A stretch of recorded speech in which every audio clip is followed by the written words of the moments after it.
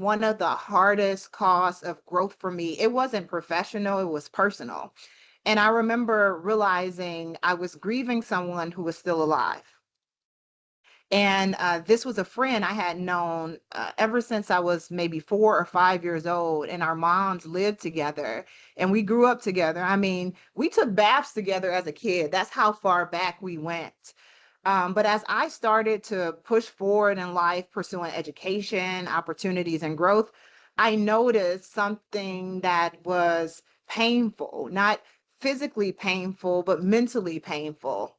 I realized that I wanted more for them than they wanted for themselves. I had years, probably over a decade of evidence. And every time I talked about moving forward, I was met with their excuses. Every time I tried to grow, I felt like I was like literally dragging the friendship along and dragging it uphill along. And I realized something that was very hard and difficult for me to accept.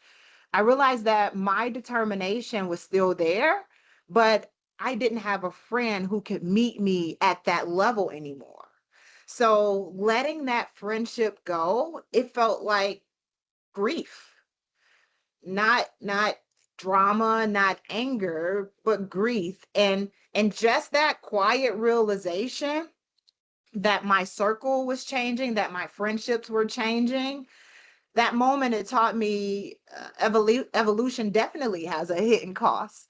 And sometimes growth means your environment change. Sometimes it means your relationships don't come along with you. And sometimes leadership starts with courage to accept that.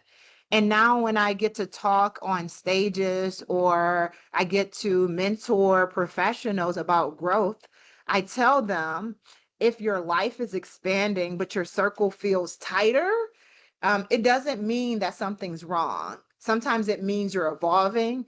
And part of leadership is learning to honor your history without letting it limit your future. So that for me was definitely a moment of realization of what it cost me to evolve, a cost that people don't get an opportunity to witness or experience or see.